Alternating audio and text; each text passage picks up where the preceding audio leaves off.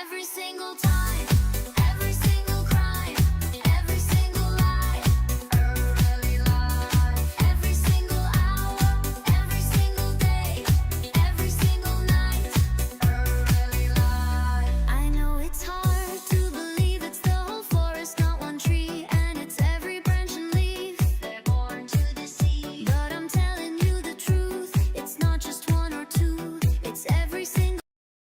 They all hate you, and it really breaks my heart. But their lies are off the charts, and they only bring us harm. You gotta get smart. So if you want to be safe and don't want to get replaced, it's best you start being based, or you'll get erased. Every single time, every single crime, every single lie, early life. Every single hour, every single day, every single night, early life.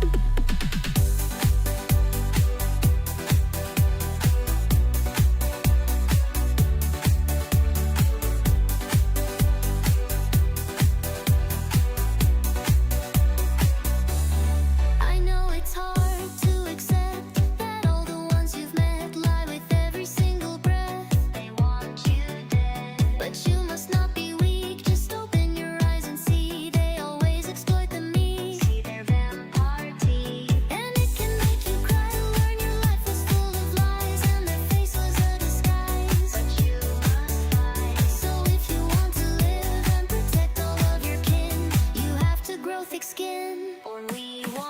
Every single time, every single crime, every single lie, early life. Every single hour, every single day, every single night, early life.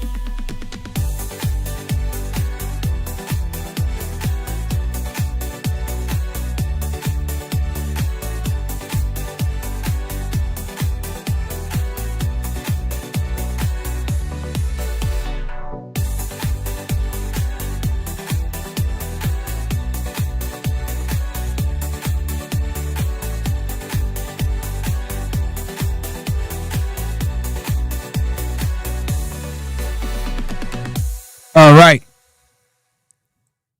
All right, boys, we are here. Oop. All right, let me tune my mic. Sorry, I don't know why it was so loud there. Welcome to the stream, ninjas. Welcome to the stream. Welcome to the stream. We are live everywhere, even to include TikTok. Let's see here. Let me fix some of this stuff real quick. Guys, welcome to the stream. Happy to have you ninjas here. As you guys know, I really didn't get on yesterday. I was like so cooked, man. So fatigued yesterday. So, but we're here now. I just got done doing a workout. As you guys know, can't be fat, can't be out of shape. Let me turn up I don't know why, guys. When I start the stream off, like my microphone is very loud, or I'm turning it, I'm adjusting it. So it shouldn't sound too bad now. Give me ones if the audio is good now. Give me ones if the audio is good. When I started peaking when I first did it. I don't know what happened, but it should be good now. Give me ones across all the different chats if the audio is good.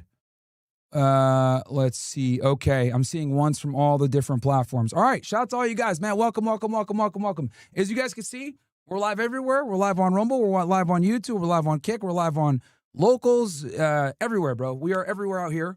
So we're gonna do a good broadcast. I'll be on for a bit. So if you guys want to get involved in the show, you guys want to go ahead and get a have a question or whatever, get it shown on screen or whatever, just go to MyronGainsX.com. That's one way to super chat. If you're a part of Locals, you can go on there. Whichever way you want to get involved. But I definitely run one of the most interactive live streams by far. You know, I read chat, I read the super chats. You know what I mean? So we do it all. So we'll be we got a bunch of different news today. As you guys know, there's a G7 summit going on right now. Trump is in Europe. So that's something that we could talk about. We're going to talk about the Iranian MOU. We're going to talk about the FBI foiling a plot at the UFC event. We're going to cover some red pill topics as always. We're going to talk about our favorite streamer, Hasan, getting a taste of his own medicine when it comes to censorship. It's crazy how progressives, like, you know, they've advocated for censorship for so long, and now they're losing their minds. You know what I mean? Because now, you know, some of them are starting to get censored. Cenk and Hasan got banned from the UK, and they flipped out. And I'm like, oh, how does it feel to be a conservative, bruh? You know? Like, you guys are finally getting a taste of the medicine that you guys have created. You know, matter of fact, we'll just go right into it. Gilgo Beach Killer got sentenced to life without prison. Yeah. Without parole. Good. That dude was running around. For those of you guys that don't know, the Gilgo Beach Killer, aka the Long Beach Killer, I think his name is Rex Heuermann or something like that. He just got sentenced. For those of you guys that don't know, let me go ahead and pull it up real quick. You guys know I do serial killers as well. I do true crime on this channel. I covered the Gilgo Beach Killer, but let's go ahead and double check that real quick. From my TikTok, guys, you guys are going to be able to see how I really run a stream now. Let's see, is this Rex live will right now? never matter, and he is nothing to us, and it should be nothing to any of you. That's all. One second. Can we just have her answer What did you say, sorry? He seemed so remorseless. What did it mean to you to be able to confront him in court? Did it bring any comfort? I wouldn't say comfort, but it's a day that I've been thinking of my whole life. This is one of the daughters of the victims. The She was a kid when he killed her mom. I know a lot about this case because I've seen so many documentaries on it, and they couldn't catch this guy for a while. And the crazy part is he was basically an architect, right? That lived he lived in Long Island. He was in an old house in Long Island, but he had a nice office right in like Midtown Manhattan.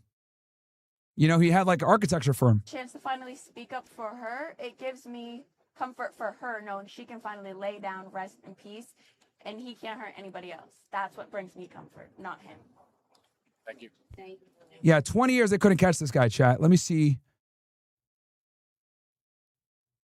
Gilgo Beach Horror 18 hours ago. Hold on.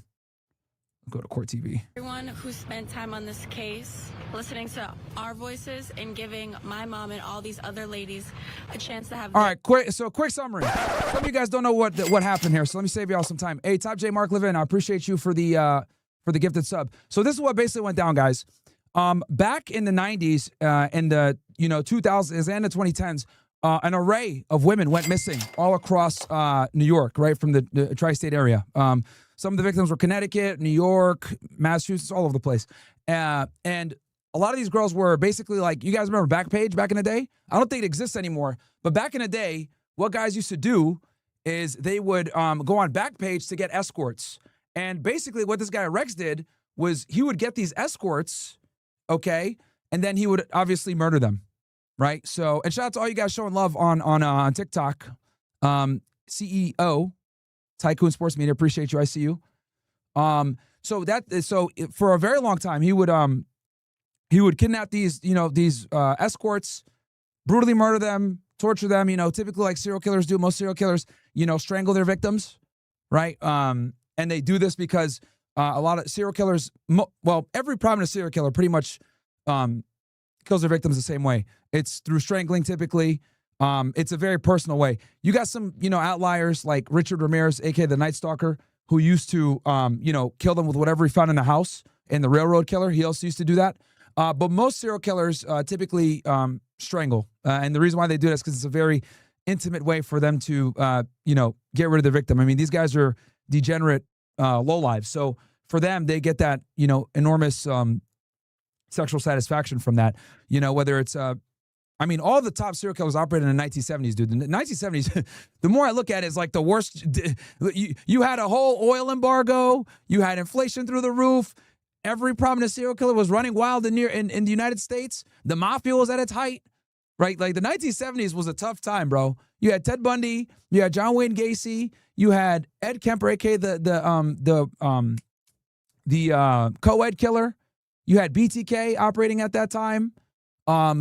Jeffrey Dahmer, I think, committed his first murder in the mid-70s, and then he would come back later and do more in the 80s and 90s.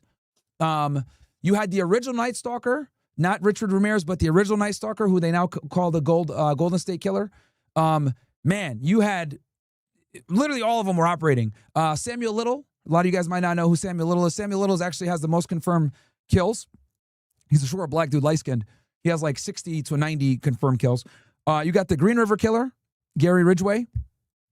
Ted Bundy, like I said, all these guys operated in the 1970s, dude. Zodiac Killer I'm not sure if he operated in the 70s. His murders were in the 60s. We weren't able to. We haven't been able to confirm any murders in the 1970s for the Zodiac Killer. Unfortunately, all his confirmed killings were in the 60s. So 68, 69.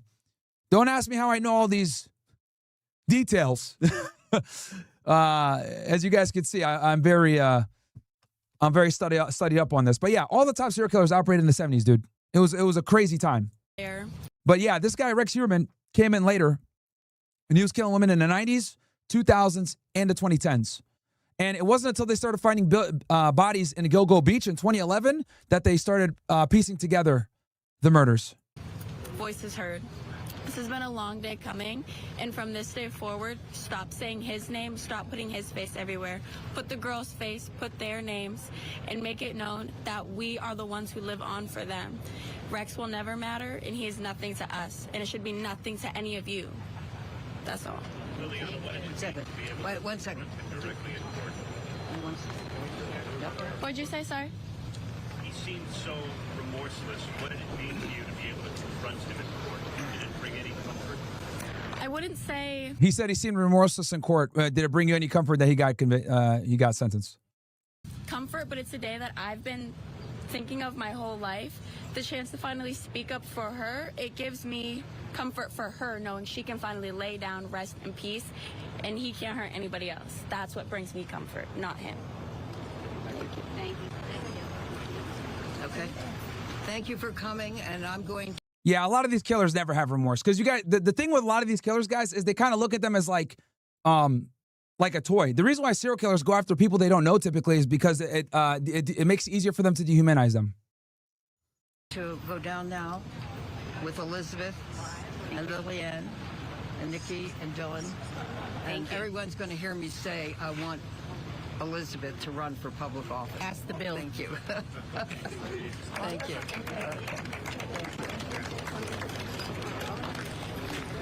Right, victim family members, along with Gloria Allred there, who represented somewhere where he pled out. Rex Heuermann spoke at court. I'm responsible. The words I would say have no meaning. Fair enough. Bro knows what time it is. Also, so the evidence that they had against him, guys, they found an overwhelming amount of evidence in his house, okay? Bro wrote himself detailed instructions, okay? And he would refer to every time he went out to go looking for victims as the hunt. Bro was crazy. All right, let me see if I can find y'all a video real quick To these murders. that shows it. But yeah, he wrote very detailed instructions on his, I don't know if they found it in a vault or if they found it on his computer. But yeah, dude, it was insane. Let me show you guys real quick. Where he had a couple smirks and he was going back and forth with the judge and seemed pleased with himself for pleading guilty and then having his case studied by the FBI. Today, much different. Oh, that's how he avoided the death penalty, by the way, Chad. So he was going to get the death penalty. He was able to get off the death penalty by agreeing to work with FBI behavior experts. As you guys know, over at Quantico, okay? Over at Quantico, where the FBI, headquarters is, the academy, all that other stuff where they train, they have a behavior analysis group, right, that studies serial killers and criminals in general. So in exchange for not getting the death penalty, he would sit down with FBI agents and kind of give a full-on profile of, what led him to do what he did, what was going through his mind, why he did what he did, etc., so that they can understand, serial killers in the future better and be able to evaluate trends, etc.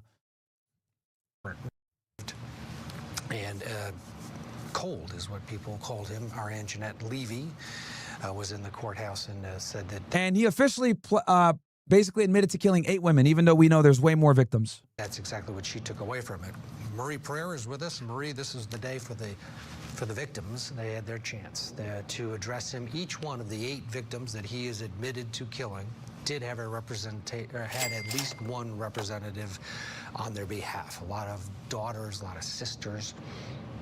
So much time went by that some of the parents passed on without even knowing that justice did come through for their daughter. Overall thoughts? I think he does belong in prison, and Here, look at some of these instructions. And he acknowledged today, Rex Heuermann, that he used a burner phone to lure these women with promises of money because they were working as sex workers, and that he killed them and wrapped them in burlap along their head, the middle of their torso, and as well as their legs. And that was the only real acknowledgement of specifics that we got out of Rex Heuermann today. Shout out to all you guys joining up on the stream on TikTok, man. I hope you guys are getting like a full-on broadcast. They're like, what's going on here? Myron's on TikTok. Yeah, I am. I don't know about how much longer I'll be on here, because obviously once we start getting into like the red pill stuff or whatever, I'm going to have to cut the TikTok stream. But we'll cover the news first for you guys. In terms of other evidence, yes, Anjanette, and we've known about this for quite some time. Prosecutors went through all of his devices, and he had tried to delete a lot of these searches. Another thing that this crazy guy did is he would call the victims and breathe heavy on the phone. Bruh, talk about whack job. That girl, I think that was talking, the light-skinned black girl that you guys saw at the press conference, I think he was one of the people he called. So yeah, he would just call, like say something like she's not coming back, because he would call them. He would call the family member from the victim's phone. They'd answer the phone thinking, "Oh, finally we're hearing back," and then he'd just be breathing on the phone like a weirdo. So yeah, bro, this guy was on some wild stuff.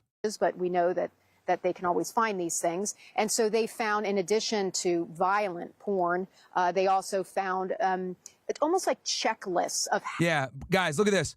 Bro had a checklist. Pre-prep, prep, post-event. Like what? Pre-prep, vehicle inspection, engage in target 1, recon, what does DS mean?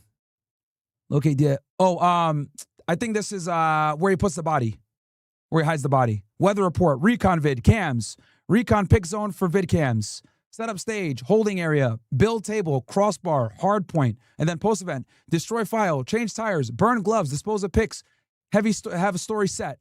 Like, bruh. Like, what?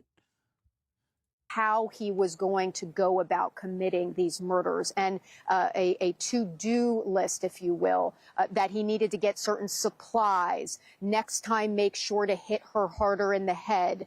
Really. Yeah, so he would go here, like literally, he's writing out all the problems, right, of how he can get in trouble. DNA, tire marks, bloodstains, fingerprints, plastic bag cat litter, witness, trace source of supplies, foot/shoe prints, photos, misleaders, police stop, truck stop, stuck.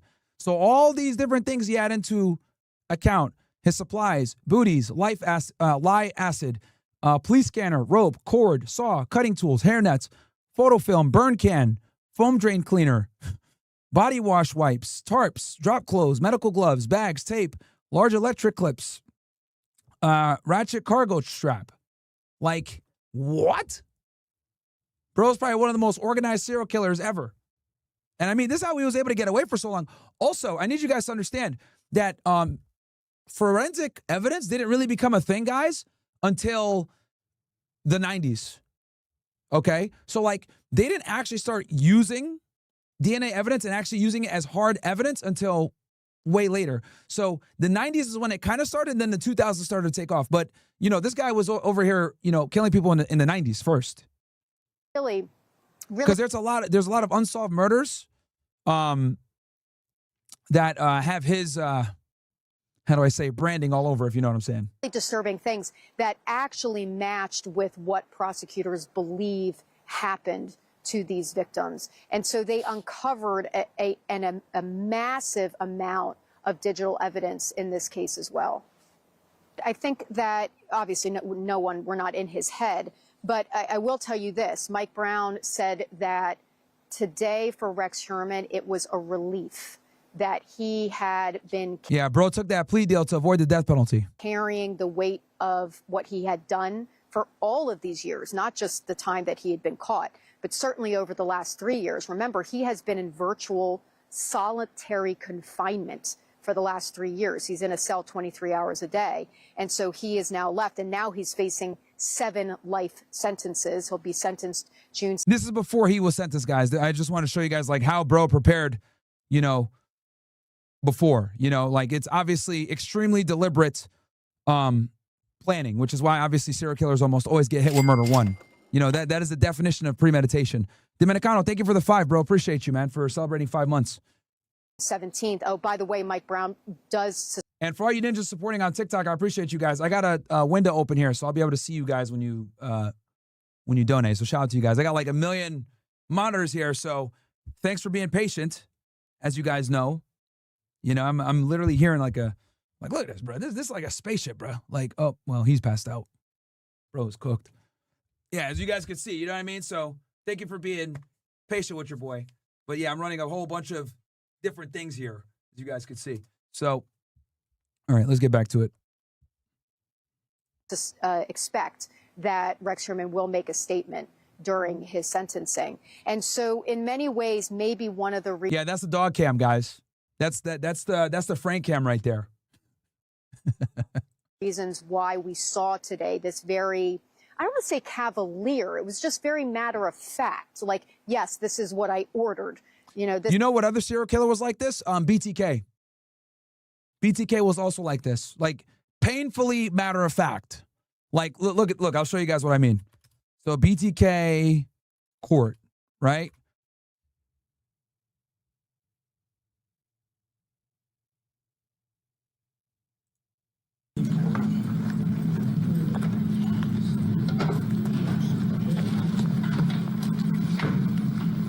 The way they caught him was crazy work too. How you doing, man? Good. Man, have a seat. It's my great photograph.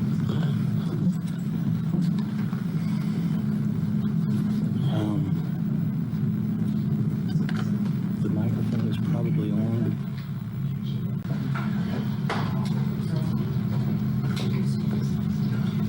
Yeah. Yeah.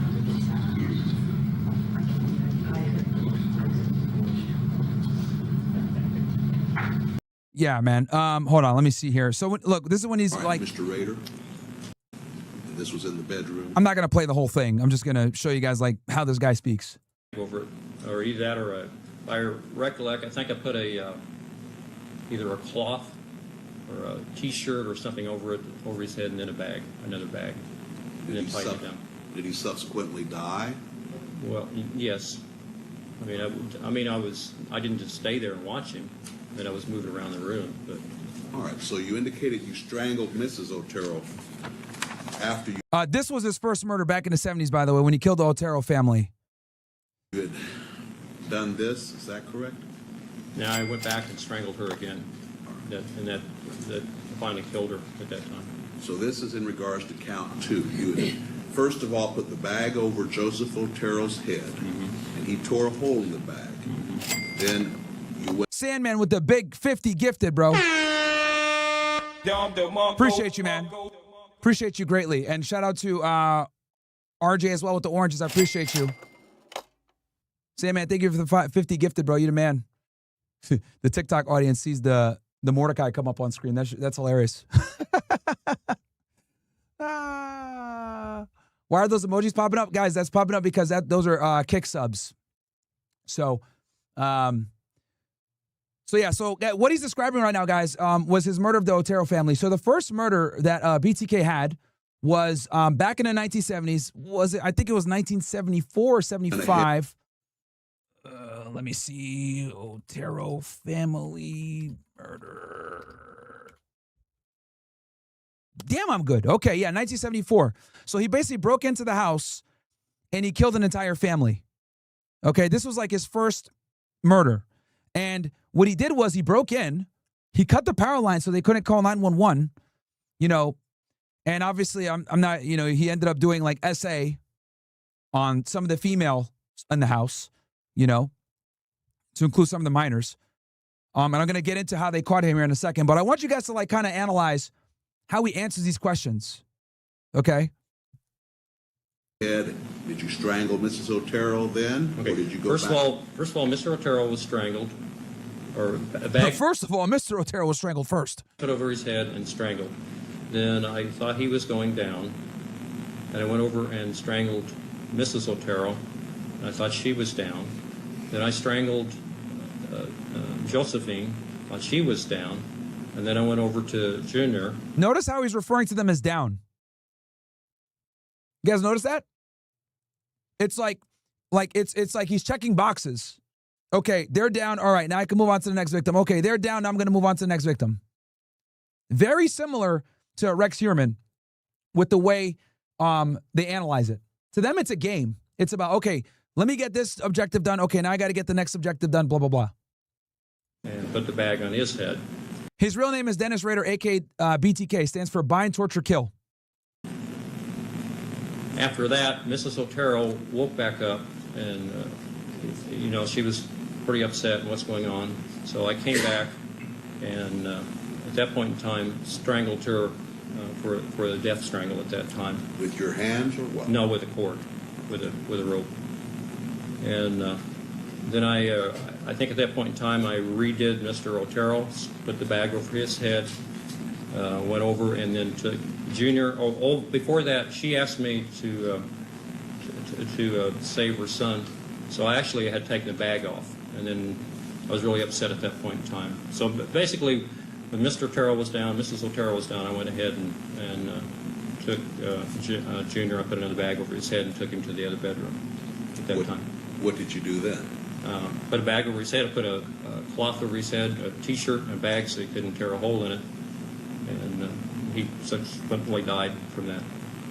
And then when I went back, Josephine had woke back up. What did you do then? And I took her to the basement. And yeah, and he ended up, fapping. Okay, bro ended up doing something. So, okay, so let me tell you guys how he got caught. So, at this murder scene, okay, he left DNA evidence, if you guys know what I mean, okay? He left DNA evidence there. Back in the 1970s, there wasn't the forensic technology to catch people, right? So, at the time, the police collected the DNA evidence and they held on to it, right?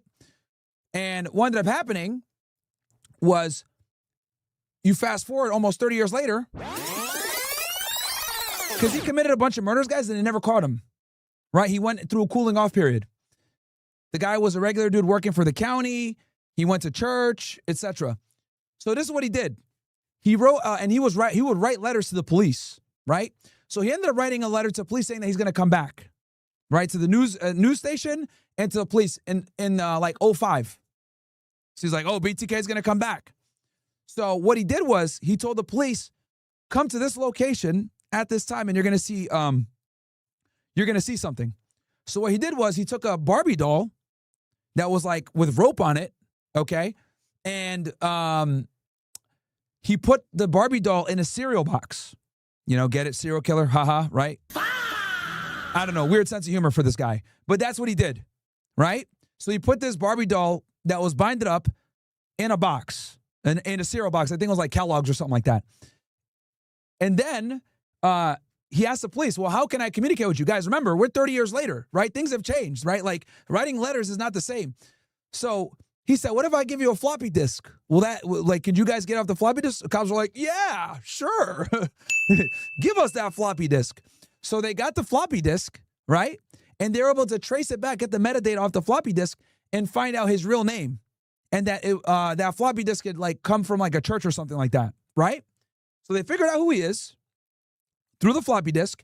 And then this is how they caught him. Like, this is how they confirmed it was him. His daughter was in college at the time.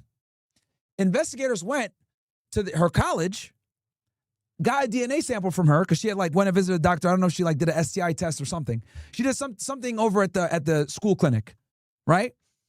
They got her DNA. And then they compared her DNA to the DNA found at the Otero house back in the 1970s. It was a match. It was a match that her DNA, she was the offspring of whoever left that DNA there. And that's how they got him. That's how they got him. So they also got another guy like this. The Golden State Killer also got caught with DNA. They also call him the China Plate Killer. So funny story with this guy. This dude in the 1960s and 70s was running amok all across California. What he would do is he would break into houses and rob them, right? And, assault the female victims. But he would always do it when people were like, when it was a woman by herself. So people started like insulting him, saying like, oh, this guy's a coward. He can't, do anything when there's a man in the house, blah, blah. So bro got offended by that, okay? Because a lot of these serial killers have like huge egos. So he gets offended by this.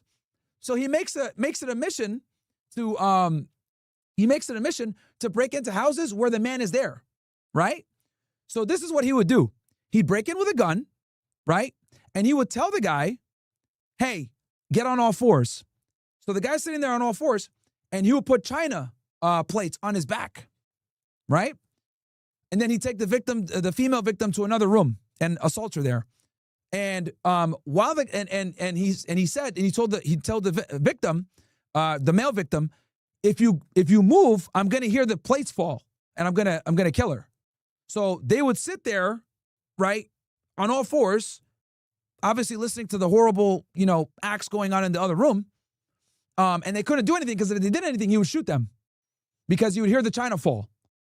So that's how he kept male subjects in place while he was assaulting someone else. And he did this through the 60s and the 70s, and they never caught him. So this is how they caught him. Someone in his family, right, did a ancestry.com, right? So the detective pulls out the case file, the cold case files, and sees that there's DNA that was left at these crime scenes, right? Again, in the 1970s, they didn't have the capabilities to test this stuff. So they compare the DNA from the crime scenes to the DNA in ancestry.com. It matches where, okay, you got the right family. So what they did is they looked at the person that input the information to ancestry.com, and they're able to look at his relatives. And what they did was they found somebody who would be roughly in their 20s or 30s back in the 1960s and 70s. That's how they're able to find him. So they get a name, they get an address. They go to the guy's house, and I don't know if they picked up trash or they swabbed his car handles or whatever, but they were able to confirm the DNA of that guy was the DNA of the Golden State Killer from almost 40 years later. That's how they caught him. Bro thought he had made it, and he ended up getting caught with Ancestry.com. That's crazy work, bruh. Crazy, crazy work. And he didn't get arrested, I think, until like 2020. Let me see here. Golden State Killer. Yeah, Joseph James DeAngelo is his name. Let me see here.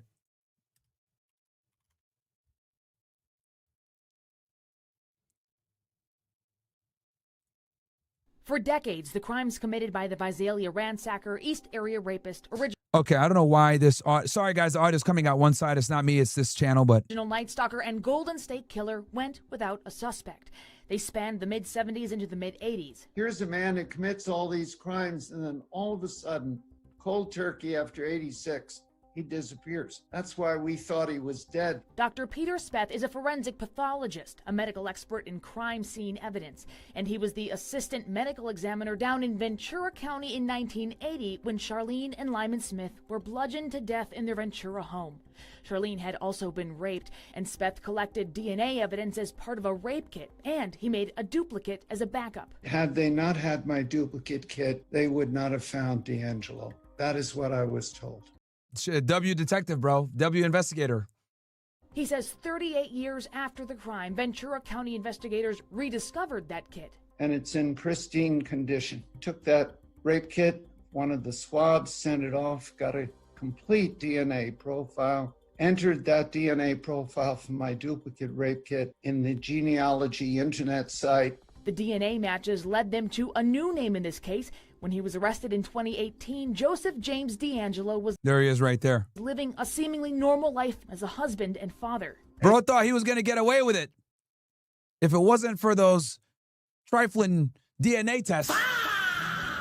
A serial killer doesn't suddenly quit. Why did he do it in the first time, and why did he quit? Speth says he'll be watching the hearing Monday, where DeAngelo was expected to plead guilty. I'm hoping against hope that maybe the families and victims will get some of those Jarb, thanks for resubscribing. Answers. He says he's glad his work played a pivotal role in identifying a suspect. Yeah, insane, dude. Insane. But yeah, that's the power of DNA, chat. That is the power of DNA. The other reason too, and I will say this, a big reason why serial killers operated so well in the 1970s is, believe it or not, guys, was the highway interstate highway system. So the interstate highway system, guys, was critical in allowing crooks to kind of get away with their crimes, because back in the 1970s, law enforcement didn't have refined databases where they can share information. A lot of the times, a police department, right, in neighboring counties might not even know that they're looking at and investigating the same guy, because there was no computers or formalized databases where they can share information. This is how Ted Bundy was able to run rampant for so long. Ted Bundy killed like 7 women in different states. He killed over 30 plus, I think he had like 33 plus victims over like 7 or 8 states. And he was able to do this because he would just travel, and they wouldn't know that they wouldn't know, because they'd have the pattern, but they wouldn't know that he was committing crimes in Oregon, I think Iowa, Colorado, Utah, Florida. They didn't know because they weren't, they didn't have these databases like they have now. So that's another huge reason why serial killers were able to operate with like impunity in the 70s. So no centralized police databases on top of DNA evidence not being a thing. The capability to test for DNA that we have now. So it's a lot harder to be a serial killer nowadays, with phones and, cameras everywhere.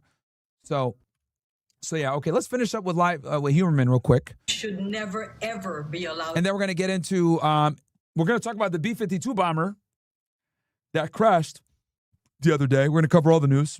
To leave, so the sentence was correct. If death was a possibility, I think he would have totally deserved to die for what he did. And I think he was emotionless because he doesn't care about those women. They never do.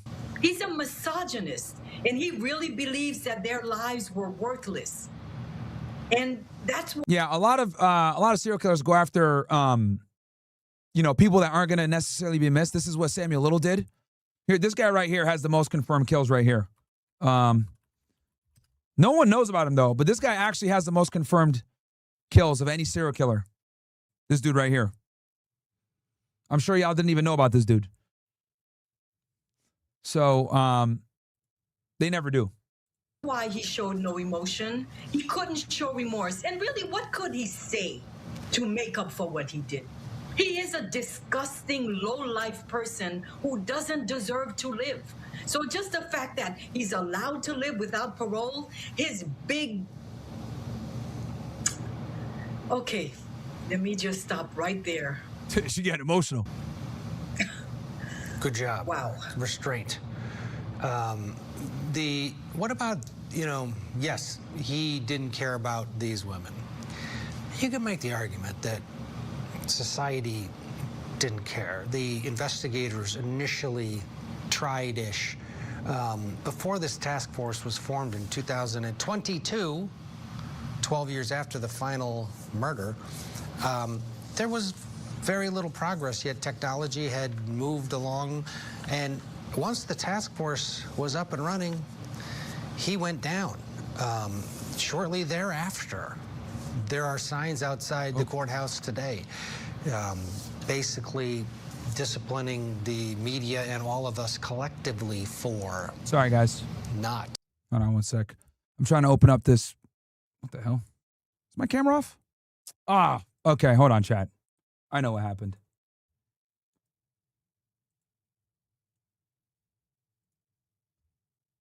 My bad, ninjas. Taking it seriously because these were sex workers. These were people that I think around kitchen tables, people justify that, well, they put themselves in an arena that was very dangerous. And we do that sometimes with drug dealers, with others as well. We'll get back to that, but I want to head back to the podium. Michael Brown, defense attorney at the bank. Oh, yeah, this dude knew his client was cooked. He was like, yeah, bro. Well, we discussed the fact that, really, they were an intricate part from our standpoint of this case coming to fruition in the sense that they kept on the case. Obviously, there were different administrations over the course of this investigation. And I sincerely believe that because of their insistence and persistence on this case, it ultimately led to a lot more pressure, a lot more resources being dedicated, and ultimately the arrest of my client. And then I also added the fact that going into this, most of us just know what we know from reading in the press. I've reviewed so many pages of discovery. I really feel like I know these individuals, these victims, and that's what I told the family. I really do think, even though I've never met him, I really do feel like I know. Yeah, yo, you know it's bad when your lawyer feels for the victims. You know you're cooked when even your defense attorney's like, damn, bruh. Yeah.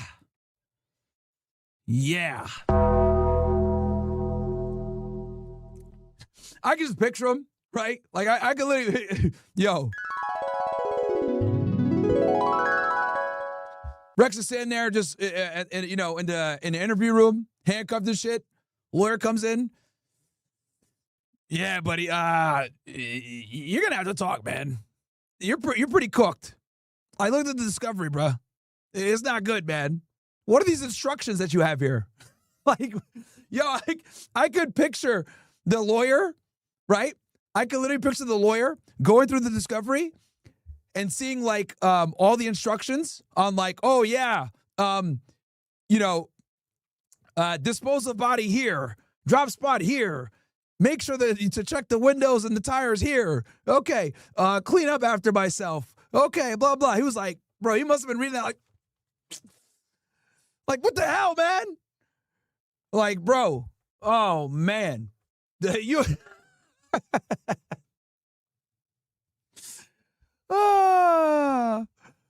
Yeah, I'd be pissed if I was the defense attorney, bruh. You lost before you even got there. Because just so you guys know, Rex didn't talk to the cops. He didn't give a statement. Obviously, after the fact with his plea agreement, he's going to give a statement. But when he was originally arrested, he didn't say anything. So that tells you that they had an overwhelming amount of evidence against him. You know? When I was on the job, right, going back in time once again. When I was on the job, right, there were some cases where we had so many, we had so much evidence that I would literally walk into the room, like just straight up. I kid you guys not. I'd walk into the room, the bad guys there, I'd be like, all right, bro, I'm going to be very candid with you. I don't need your fucking statement. As a matter of fact, I want to go home. Do you want to cooperate or not? Like, we don't even need your statement. That's how cooked you are. Okay? We got you on camera. We got your phone. I'm writing a search warrant for it right now. Okay? We got witnesses identifying you as a smuggler. I really don't need your statement. So at this point, you just you need to help me find the guys that put you up to this. Otherwise, like, there's nothing really to talk about. We got you dead to rights. What do you want to do? Oh, well, I'll cooperate. All right, cool. Let me read you your rights real quick. Read them as rights, sit down, and we talk. That's how it would go sometimes. Whenever we had a strong case like that, that was my strategy. I'd literally come in there and tell them, I don't need your statement. You're cooked. At this point, the only thing I care about is I want to know who you work for. But you're finished. And the guys that put you up to this, they don't care. So what do you want to do? And then they'd be like, all right, I'm going to step out the room. I'll give you 5 minutes to think about it. I leave, get a water, some. Then I come back. You want to cooperate or not? Yeah, I want to talk. All right, cool. Let me read your rights real quick. Read them as rights, and then we get into it. That's what I used to do whenever I knew I had a slam dunk case. I wouldn't even, like, go in there trying to get a, let me talk with me. I'll cooperate. Like, if I had them dead to rights, I wouldn't even care about getting their statement. And it was like a really good, like, reverse effect. Because most of the time, they know that the cops are trying to get a statement out of them, so they feel like, oh, yes, I have some power. I'd immediately remove their leverage. I'd just go in. We got you. You're cooked. At this point, you're done. The only thing you can do at this point is give me the people that were above you and save yourself. And that's how I would do it. And it worked a lot, bro. It worked a lot. Because you guys know, I used to do, back in the day, I did drug trafficking and human smuggling cases. right? These cases almost always were a conspiracy. So there was always other people around, you know, that would cooperate, give information, blah, blah, blah. So there was always like an organization involved. So anyway, and guys, all you guys that are watching on TikTok, do me a favor, smash that like button when you guys come in. All right, let's get to the top. We got like almost 200 ninjas in here, which hey man, I'm happy about it, bro. We're cooking, man. We're cooking.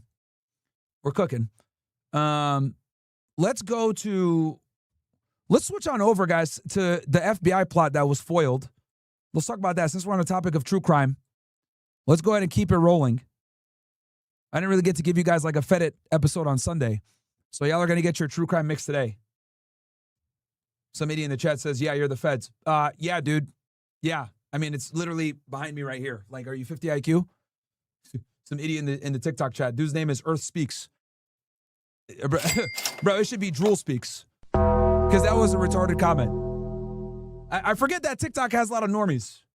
50 IQ. Like, what's going on here, bro? Bro, change your name to Drool Speaks, dude. Okay? You're the type of nigga to literally drool on your pillow. You wake up and there's like a big white spot. You don't know what that shit is.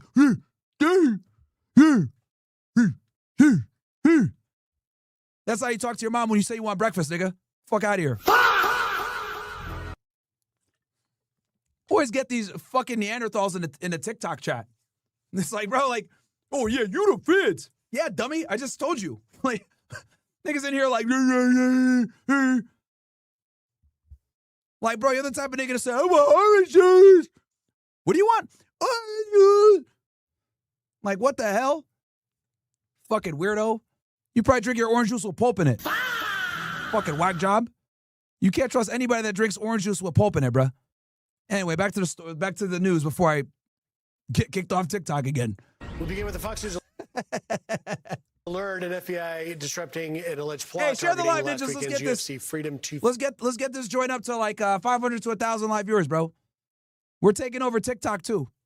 50 event at the White House. Officials telling Fox a network of nearly 24 suspects have been identified with at least. Hey, Top Mark Levin says TikTok should be. Thanks. 5 people in custody.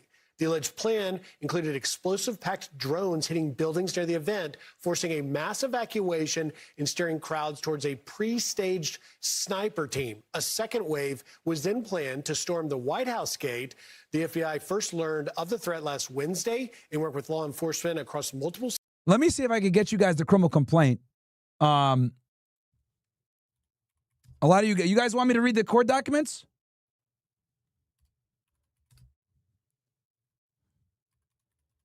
We're really bringing it back.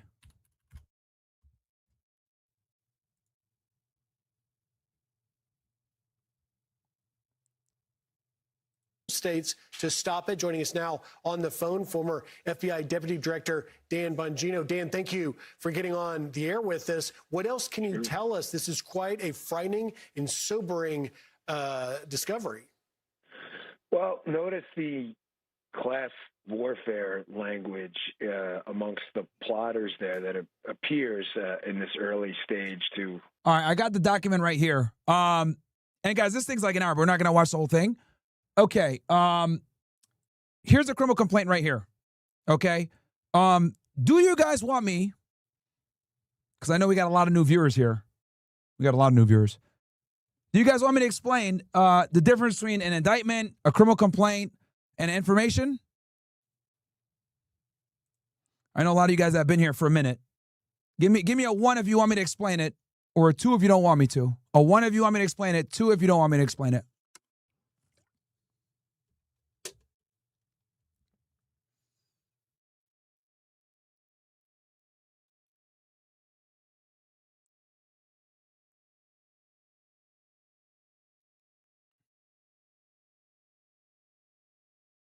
All right, I see mostly ones.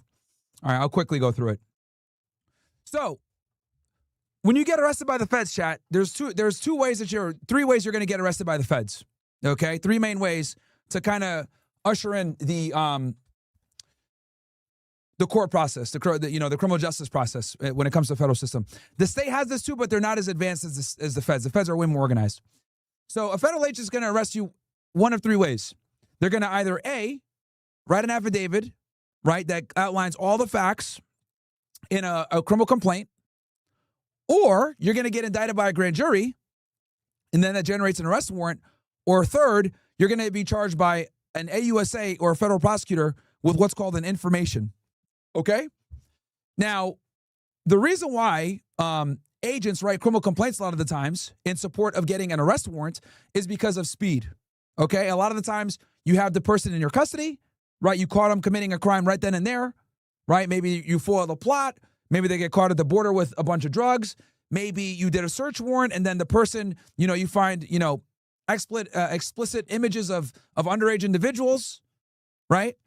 So the criminal complaint allows the agent to quickly write up their probable cause, get it to the prosecutor, then the prosecutor sends it to the judge, and then they're able to get an arrest warrant for that individual right then and there, right? The indictment, getting indicted by a grand jury, that takes a little bit more time because what ends up happening is the agent needs to basically go to a grand jury with his prosecutor and answer questions to establish probable cause. And you have to wait until the grand jury is convened. So a lot of districts, right? Like when I was in Laredo, Texas, for example, every Wednesday was grand jury. So if you had a case, you'd show up on Wednesday, you sit in front of the grand jury, you'd quickly summarize your case, and then they would give a true bill of indictment or not. Okay? Now, here's the thing, though. Every case needs to get hit with, every case needs to be indicted. So if you indict first, you don't need the criminal complaint. But if you use a criminal complaint first, you still have to indict within about 14 days. Most districts are somewhere between 14 to 21 days, which means within 3 weeks, if you arrest them on a criminal complaint, you need to get a grand jury convened and get them formally indicted by a grand jury. And then the information, much rarer, but that is where the prosecutor files the charges himself. Okay? Typically, when a prosecutor files an information, that person's probably is probably either A, it's not that serious of a federal charge, or B, they're cooperating with the government. Like, for example, you guys remember that mayor that got caught working for the Chinese? I think they charged her with an information. They charged her with an information. And probably because she cooperated early on, she probably had a lawyer in the beginning and they worked something out. Because basically she was like pushing out like pro-Chinese propaganda as the mayor of, I forget the name of the town, but you guys know what I'm talking about. I covered it here. So that's an example of when you get an information. I remember there was another big case out of Hawaii where a woman who was like, I don't know if she worked for like one of these military contractors or whatever. She was like caught like moving classified information. They charged her with an information. You know what I mean? So criminal complaint, just to recap for you guys. Criminal complaint is basically an affidavit, right? And it's a package that you put to give to the judge to get an arrest warrant. It's ran by the agent, right? The agent swears to it, and then you're able to go ahead and get an arrest warrant for it, but you have to follow up and indict the individual after. A criminal complaint is not going to be a formal charge yet. It just gets you, it starts the process immediately. You got the guy in custody, he's already there, you got the evidence, you have enough probable cause, you just, hook him up right there, drop him in the jail, file the criminal complaint, get the arrest warrant from the judge, and then bring him in front of the marshals. Right? Speed is the reason why criminal complaints are so useful. Then you got grand jury indictment. This is the way that, 90% of, every single federal case pretty much goes to get a grand jury indictment, but sometimes you don't need to do a criminal complaint to do an indictment. You can just, like, if you got time and you're not like in a rush, you'll just show up one day, testify in front of the grand jury, and then you'll get all your arrest warrants. Then you go plan your takedown. Okay? And then the information, like I said before, that's filed directly by the AUSA or the federal prosecutor. And that's typically for less serious crimes and when the person's cooperating. Give me ones in the chat if that all makes sense. Now you guys understand the 3 different ways that the feds will arrest you, if they do. The state does this too, but they're not as organized at all. And to give you guys an example, like, you guys know the Tyler Robinson case with Charlie Kirk? Dude, they're doing his preliminary hearing in July. Like, let that sink in. They're doing his preliminary hearing in July. That's insane. That's insane. That would never fly in the federal system, ever. Okay, I know what some of you guys are saying, like, well, what's a preliminary hearing? A preliminary hearing, guys, is a hearing where if the subject hasn't been indicted, right, they're entitled to what's called a preliminary hearing. And a preliminary hearing is to establish probable cause. Okay? I've testified at hundreds of these things because I used to arrest a lot of, when I was on the border, I used to arrest a lot of people with criminal complaints. So every now and then you would get one knucklehead bad guy who thinks we didn't have enough probable cause, and his lawyer will do a preliminary hearing. I got to show up and testify why we have probable cause. And then I testify, or my co-case agent testifies, whatever, we establish this probable cause, and the case continues on. But the reason why this is insane is because the crime happened in September of last year. Tyler Robinson got arrested just a few days after the fact. Right? They arrested him on a criminal complaint in the state system, of course. Contrary to popular belief, guys, the feds are not doing the Charlie Kirk case. It's actually the Utah State Police that are running that case. A lot of people think it's an FBI case. It's not an FBI case. It's not an ATF case, not an FBI case. It is a state-run case. Okay? The feds are just assisting, but they're not the lead. Okay? So anyway, Tyler Robinson gets arrested in mid-September, right? Days after the assassination, allegedly.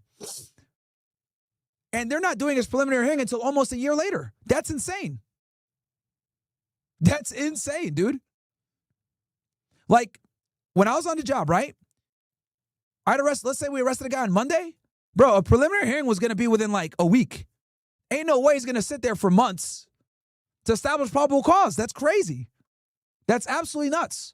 But the state system is not nearly as organized as the federal system. The federal system is like on point, dude. On point. This is why feds never lose. This is exactly why feds never lose. When the feds show up at your front door, you're cooked, bro. It's over, okay? FBI, open up! They've been watching you for months, if not years. They got an enormous amount of evidence on you.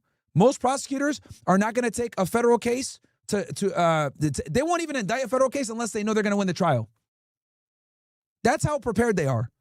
As you guys know, when it comes to getting arrested in the United States of America, the threshold is probable cause. And then in court, you got to find them guilty beyond a reasonable doubt.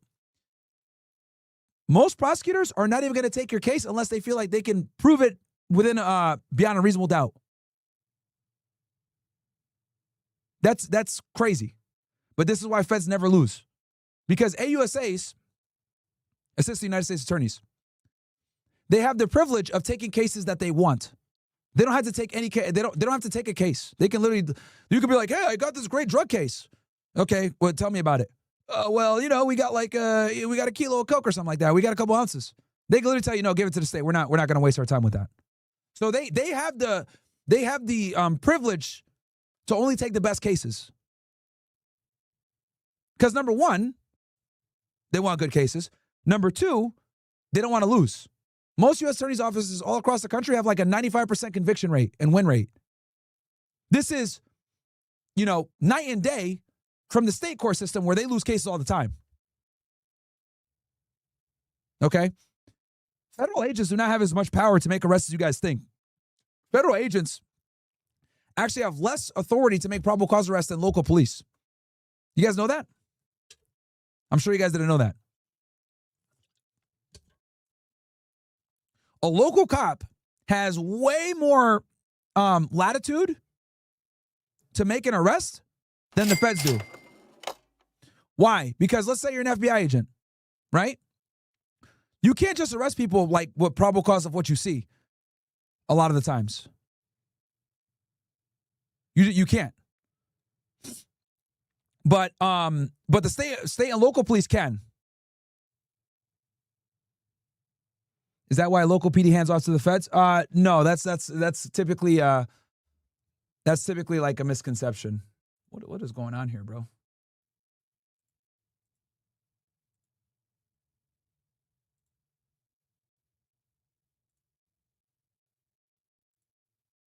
Okay, sorry. Someone's spamming in the chat. So, which state has the highest conviction rate? I don't know.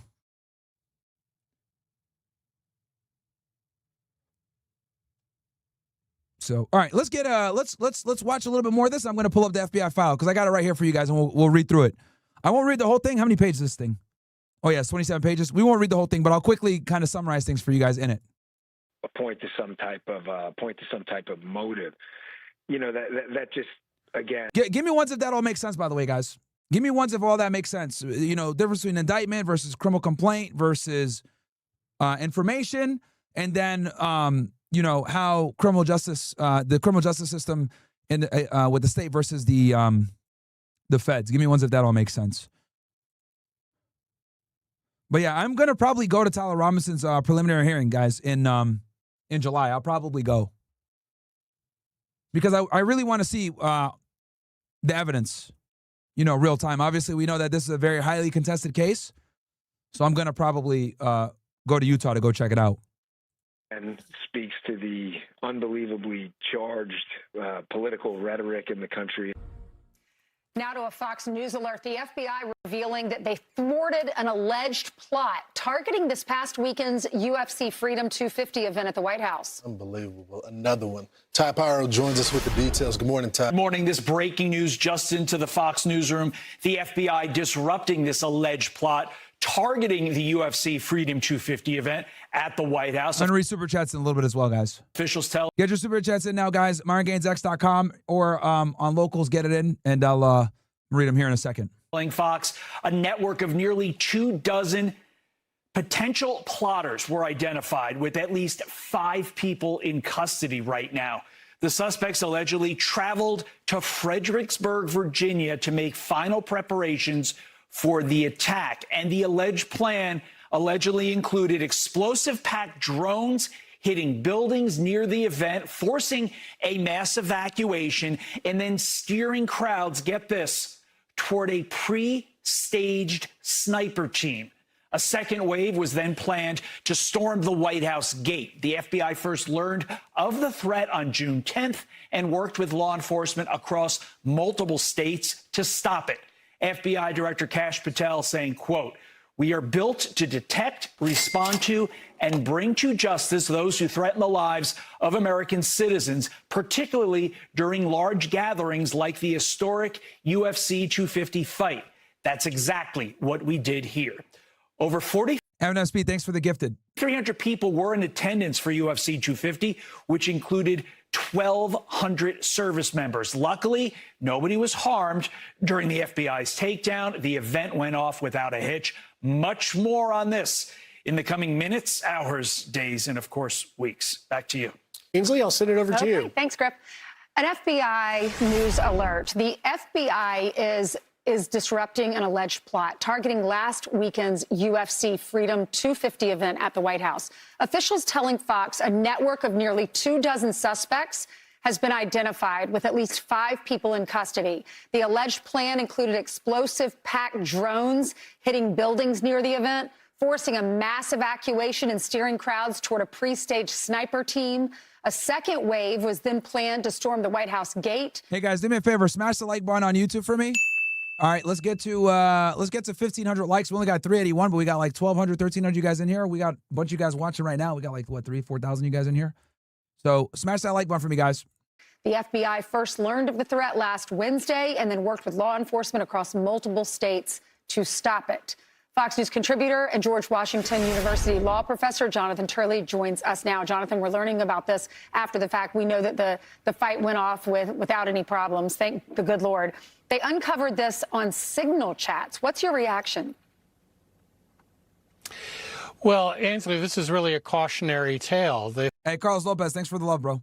The fact is that the government is not the only party preparing for the July 4th celebrations. There are terrorist organizations that are drawn to the same events. If you are in the business of creating terror, there's no greater inducement than these types of celebrations, including the one at the White House.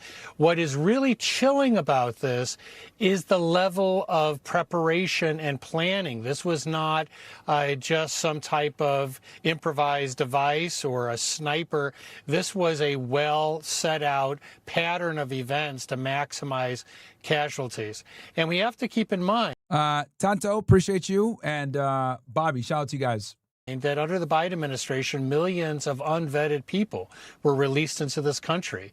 It would be a very dangerous delusion to believe that these terrorist organizations and countries did not use that open border to bring people inside.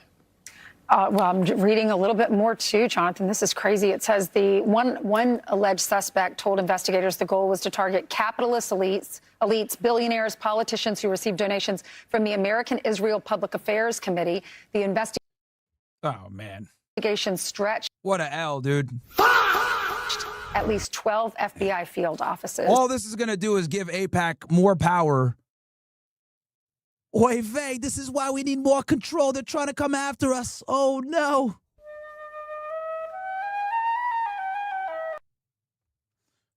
Thanks to all those FBI agents who thwarted this so that nobody was injured and our president was safe. See, this is why people are so stupid. This is why I don't guys, we are on the winning side. We got the truth on our side. This is why violence is so dumb. Like, oh my God, bro.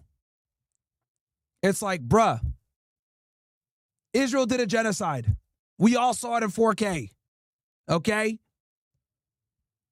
We don't need violence. We can just literally, in the court of public opinion, within debates, within discussion, we can show why we shouldn't support that country anymore. This is what pisses me off about progressives. Yo, progressives are so stupid, dude. You know what I mean? They're so dumb. They're so dumb, dude. I don't want to hear nothing about conservatives being more violent than progressives. Bro, progressives are way more violent than conservatives. Way more. It's not even close.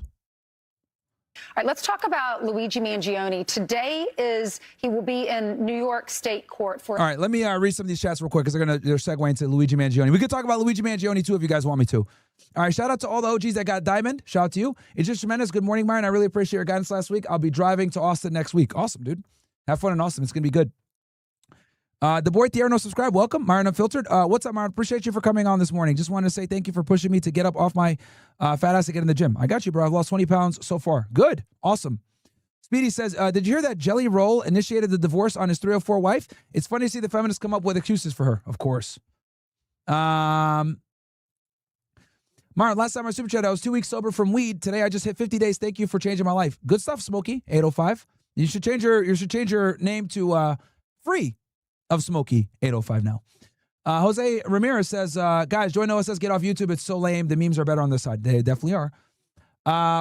Beck says, hey, Myron, I just want to thank you for all the advice and tough love you give. If it wasn't for you, my relationship wouldn't be as successful as it is in the moment. God bless. I appreciate you, Beck. Snow Young says, W early morning stream, / you got it. Okay. I guess the Jays helped us get the serial killing Goyim. Kind of. The Ancestry.com story is actually insane. Much love, Myron. Got you. Big Serb, you're covering the 251-page report on Muslim rap gangs in the UK released today? Probably not. Don't care. I don't want to sound like an asshole, but who cares about the UK, bro? Probably not. I didn't even know that there were Muslim rap gangs in the UK. Probably not, bro. I'll be honest with you. The Zionist Jays are crying on Twitter. I know, dude, saying that Trump betrayed them. They're losing their minds. Herman, did you investigate counterfeit goods with HSI? I did. I'm educated about this, but does it really help finance organized crime? I saw HSI sees counterfeit World Cup merch, and they posted about it on social media. Yeah, it can. It can. But yeah, they have a huge IPR squad that goes after counterfeit merchandise. Pava says, how are you? Thank you. K6 says, Myron, you are handsome, baby. You're a nice Chuck. Okay, bro. Pause, nigga. What's wrong with you? Jiggy Caesar says, are you going to Austin? Not anytime soon that I could think of. Riyadh says, updates on Bronx Zoo app. Yes, I'm still waiting. And then AH, appreciate you. Myron, when is the next college debate? Probably August. You got some weirdos in chat, bro. A status hearing. What does this mean? We're going to see a bit about... Okay, quick recap for you guys that don't know who this guy is. Luigi Mangione, graduate from Penn University? Yeah, University of Penn. Ivy League school. Very smart guy. Basically, he stalked and murdered the CEO of UnitedHealthcare. Okay? And what he did was he put engravings on the bullets that he shot him with using a ghost gun saying depose, deny, and delay. For those of you that are not aware of healthcare in America, we have a healthcare system where it's insurance-based, okay? We do not have universal healthcare like many other developed first world countries, okay? Shout out to you with the GG, appreciate that. Spongeberg, it's a crazy name. So what this has effectively done is we kind of have a broken healthcare system. I'll be very honest with you guys. We have a very broken healthcare system. We have a for-profit healthcare system. And, you know, unfortunately, corporate greed gets in the way, and a lot of these insurance claims get denied so that they can, you know, keep their bottom line profitable, right? So Luigi Mangione took it upon himself to go ahead and murder a guy. I think this was like in late 2024 in literally in New York City, like in Midtown Manhattan, as he was going to a meeting. He stalked him, found him, shot him in the back several times, and then he ran away. He was later caught in Pennsylvania. Okay. When he was caught, the officers that encountered him, they did an illegal search on his backpack and found a whole bunch of incriminating evidence. They found a ghost gun. They found a silencer, I think. They found like $7,000 worth of currency. You know, $7,000. Very interesting number if you guys know what I mean. What else? What else did they find? They found that. They found a manifesto. They found like his travel itinerary, a bunch of incriminating stuff, guys, in the thing. A lot of that stuff is getting thrown out. A lot of it is getting thrown out, chat. So that is the Luigi Mangione case summarized for you guys. And he's in court right now, obviously facing murder charges.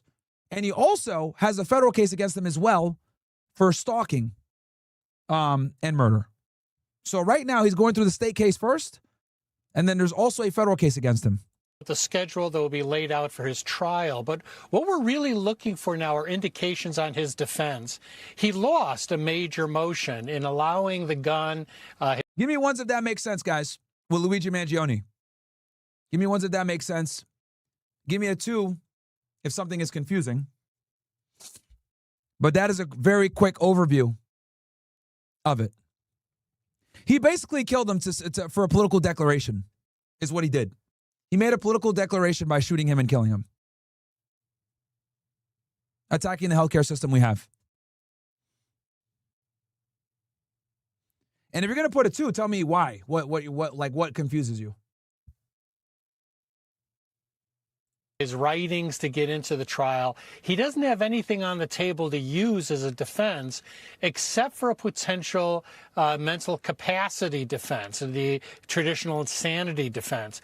In New York. All right, sorry, guys. We got a moron named Dejan from Center City.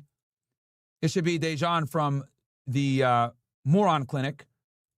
Enjoy the Shadow Realm, bro. Time to send you to the Shadow Realm. The future is mine. Bro, with a name like that, like... Enjoy the watermelon rum, buddy. They have something called extreme emotional disturbance. 50 IQ, bro. Myron, don't stop that. I can't understand all the legal jargon you're giving. Like, bro, do I look like Cass and that, man? Huh? I'm going to run around and act like an idiot? Huh? Holy crap, bro. We got some 50 IQ viewers on TikTok, bro. Holy, that TikTok brain is real. Or an EED defense. Notably, one of his lawyers actually used that defense successfully in a criminal case.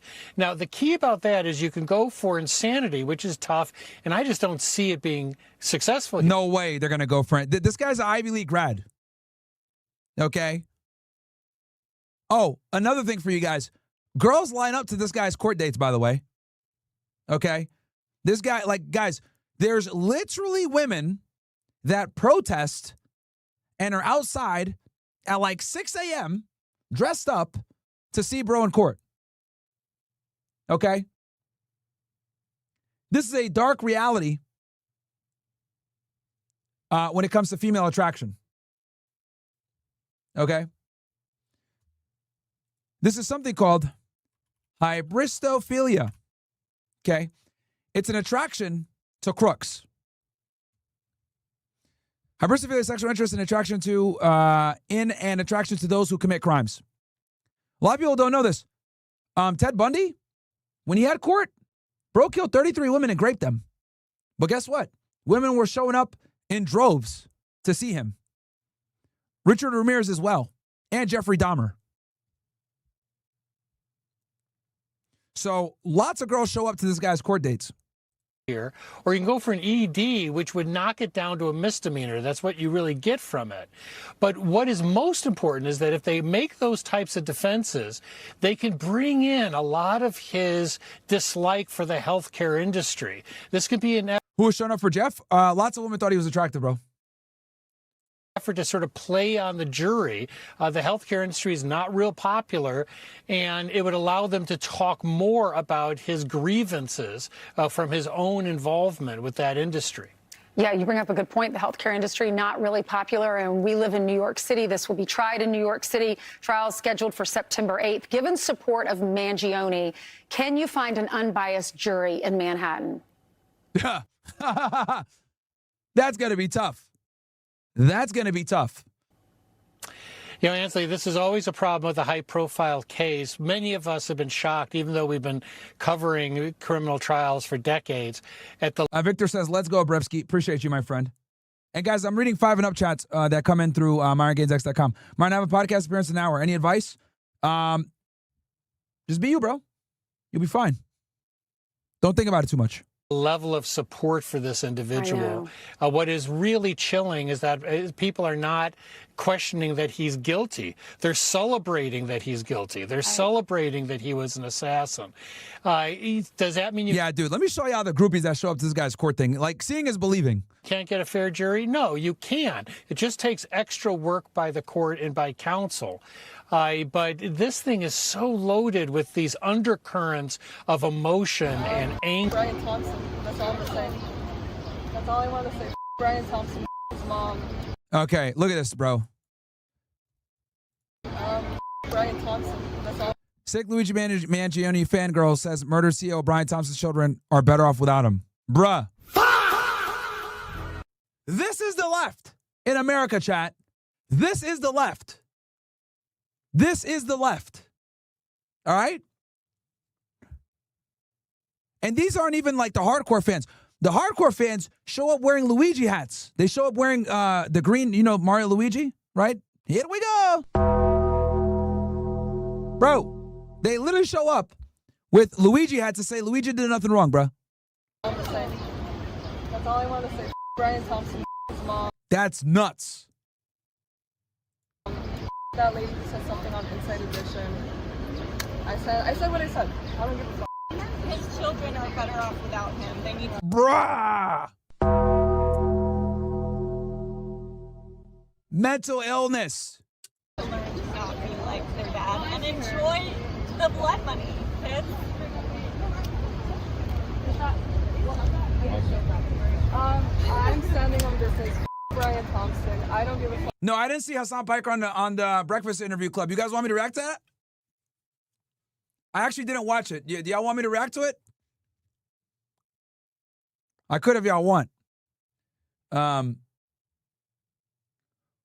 What made Luigi's search illegal? Don't they get PC when he matches a suspect and is reported by bystanders? Why would cops knowingly search him when they know it could be thrown out? Because the thing is that they had him surrounded. They had him surrounded and he wasn't free to go. So they needed a warrant. That's why. So like the statements that he makes and everything else like that, if a defendant is not free to go and you ask them questions that are incriminating, you got to read him his rights. So they didn't read him his rights and they illegally searched his stuff. So some of the stuff is going to get suppressed under, you know, the fruit of the poisonous tree. For those of you guys that don't know, the fruit of the poisonous tree, it's a legal doctrine.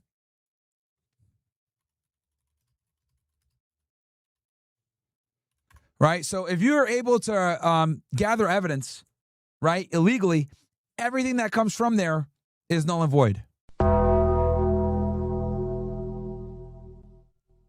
So that's why they can't use it.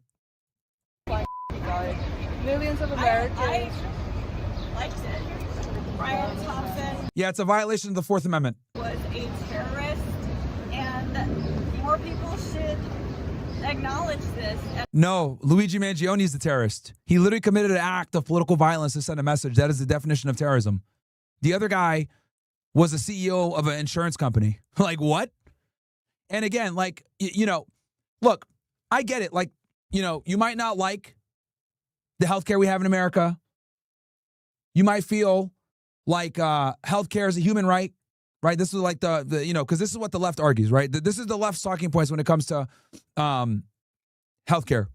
They feel like it's a human right and it should be completely universal, completely free, and it's like healthcare for all. That's like the left's position, right? But, you know, to sit there and say that the CEO of an insurance company is a terrorist is nuts. I would argue it's actually Luigi Mangione, okay?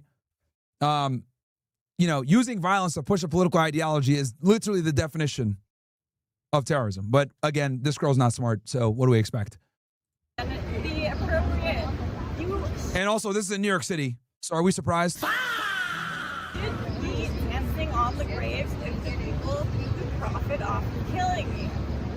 That's completely called for, is precedented and normal. This has gone on for too long. This should have happened decades ago. Okay, this is long overdue. I had been waiting for someone like this. The healthcare system. I'll put the captions here. I don't know why they're coming in so low. See, bro, these big news companies sometimes are like, bro, New York Post, fix your audio, bro. You niggas is trash. You guys just write hit pieces on me all day. Like, bruh. Yeah, the New York Post has written like 3 hit pieces on me, chat. How negligent her health insurance was. She died. An infant died. So if you guys are okay with someone like Brian Thompson being around and that being a part of our society, that says more about you as a person, because you look absolutely monstrous defending someone like that who participates in social. See how they justify the violence? Insane, dude. I'm telling you guys, on the left. That's what we mass social murder. He's responsible for more deaths than Osama bin Laden. And I remember Americans celebrating when Osama bin Laden was killed. It's not like we don't understand heroic violence or like when violence is good. Guys, do me a favor, smash that like button on YouTube for me, please. Smash that like button for me on YouTube. What are we sitting at here? We're sitting on 500. Guys, let's get the engagement up. You guys know I hate YouTube. Does not benefit me at all to be on YouTube. I'm demonetized on there. So smash the like button. There's like, that's like, as American guys. I mean, why do we protect the Second Amendment so much? Is it to allow people to shoot up schools, or is it for us to protect our democracy? I think it's It's to not shoot people in the back of the head in New York City. Okay? It's not to put deny, delay, and depose on the bullets to send a political message. Okay? Is not to be a vigilante killer. The only reason these women are supporting him is because he's a Chad. And honestly, the Luigi Mangione case should red pill all of you. Bombocat! It should red pill all of you.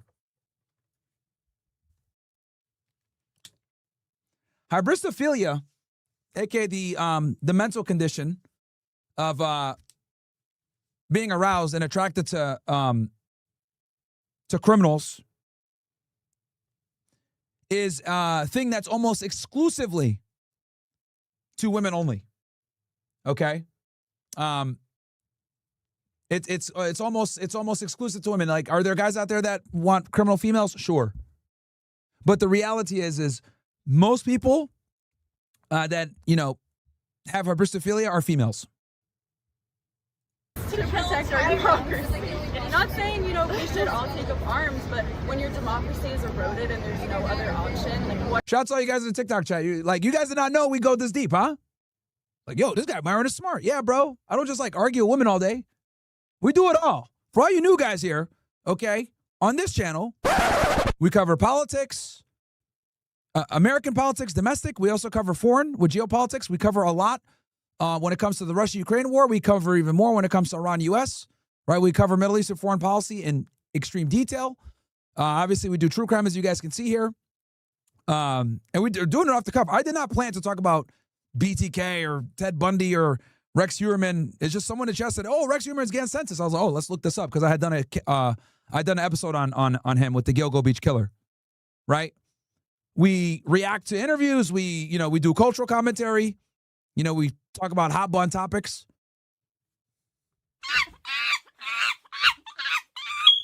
I'm on TikTok, so I'm not going too crazy. But I think you guys know what I mean by that, okay?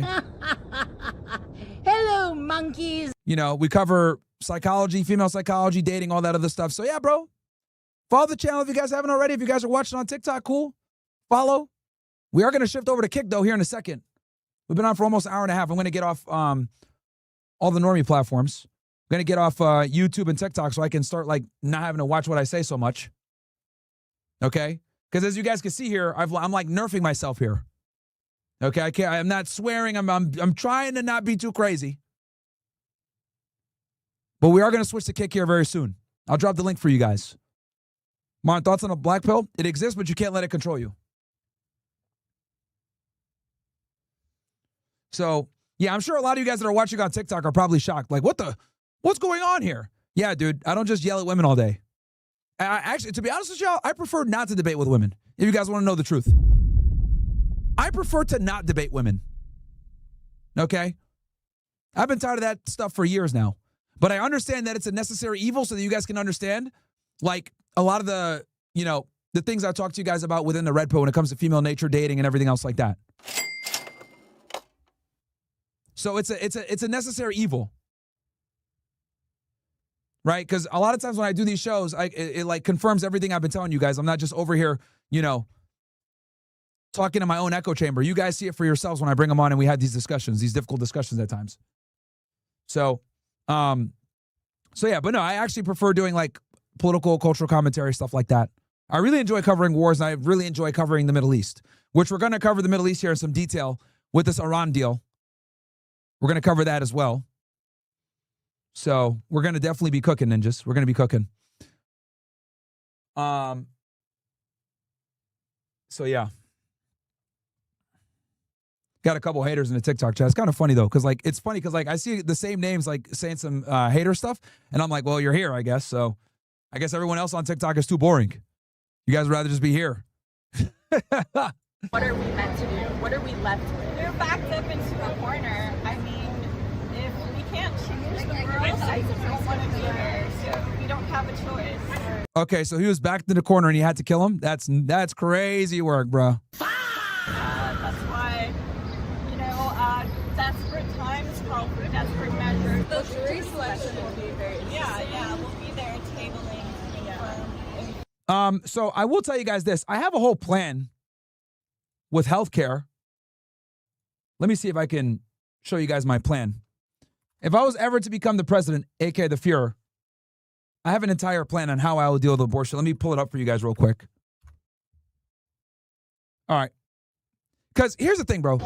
It's not enough to just complain about politics. Okay? It's not enough. You got to actually have some solutions. Okay? So here we go. Here would be my abortion plan if I were to become the president. All right? So ending the abortion debate forever, a thread. I'm pro-life, but I'm also pragmatic. Most Americans are secular, so total ban isn't realistic in today's society. And this is where conservatives are losing everybody. Okay? Look.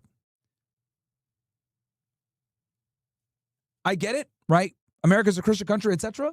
But the reality is most people here are secular and are not going to believe in complete pro-life policies. They're just not. So you have to be pragmatic and meet somewhere in the middle. So let me go ahead and read through this. Here's a comprehensive radical plan to end the pro-life versus pro-choice debate forever. So this is what I would implement, okay, to solve this problem.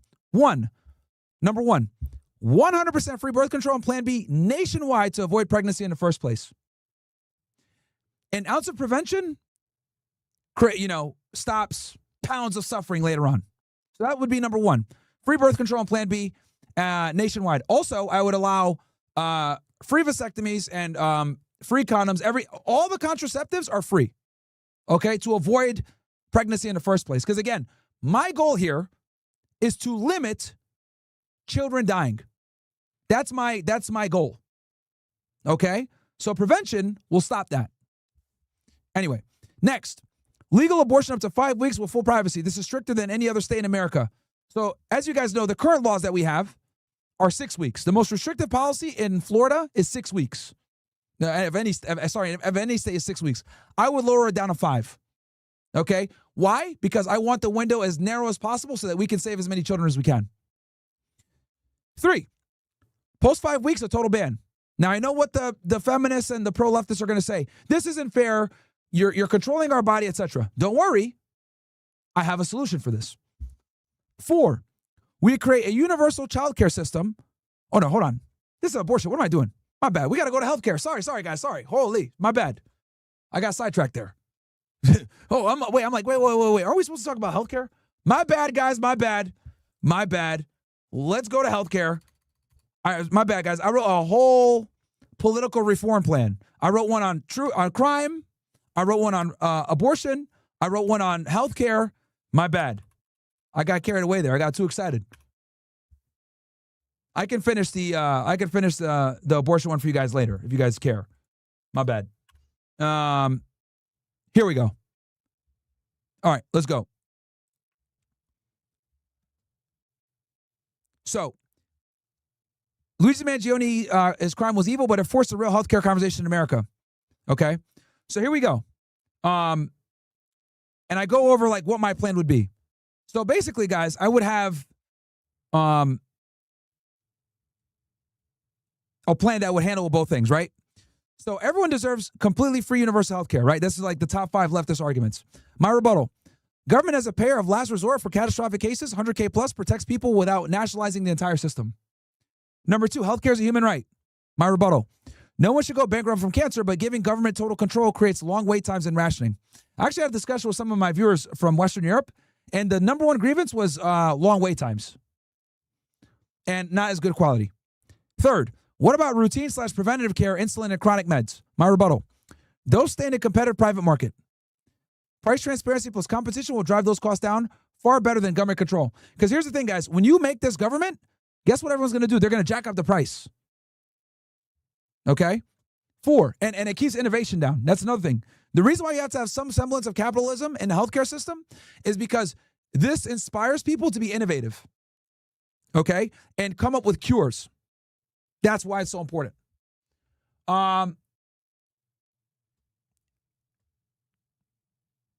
Next, we must keep and expand Medicare and Medicaid. This is a big talking point for a lot of the leftists. My rebuttal. I'd reform them into true safety nets for catastrophic care only. The current versions are financially unsustainable. 5, single payer / Medicare for all is the only solution. That's another big one that everyone on the left wants. My rebuttal. My plan delivers real protection while preserving innovation and avoiding the failures we see in Canada and the UK. So these will, like my plan, these are the things that would handle for the left. And then obviously on the right wing, they don't really care. The right wing commentators never really talk about it. Their solution is like, just get rid of Obamacare and make it capitalism fixes everything. Though I do agree that capitalism fixes 90% of things, there's healthcare is the one caveat to that.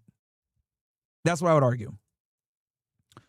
So, all right, guys, we're going to shift on over to Kick. Okay? On Kick, we're going to cover this criminal complaint. We're going to cover the B-52 bombers that got that fell. We're going to cover this Iran plan. Okay? So come on over, guys. We're switching over to Kick, my ninjas. Switching over to Kick. I'm going to drop the link for you guys right now.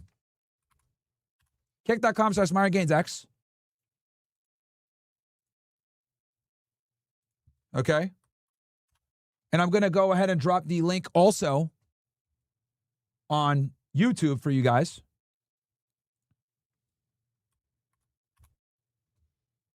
So, yeah, we still got a bunch of stuff to talk about, chat. So, okay, we're done with Luigi. We're going to cover the FBI plot. We're going to cover the B-52 bomber. We're going to cover the Iran deal. They leaked the 14-point memo, the MOU. We're going to cover this Chinese woman who can't find a husband because in China they call them leftover woman. This is going to be hilarious. We're going to cover some other red pill topics that I can't cover on TikTok.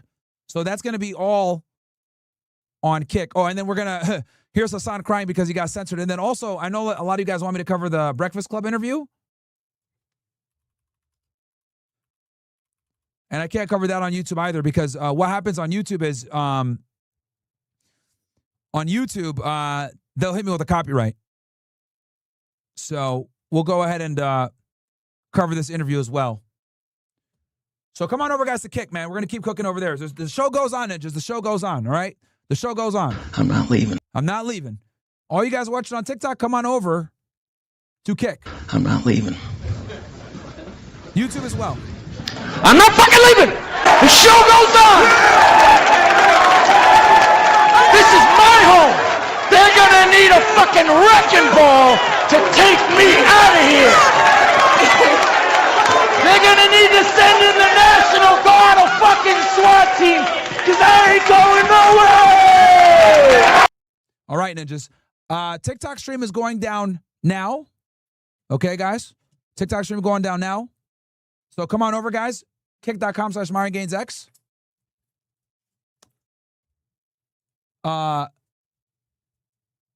Perfect. Now I can say YouTube stream going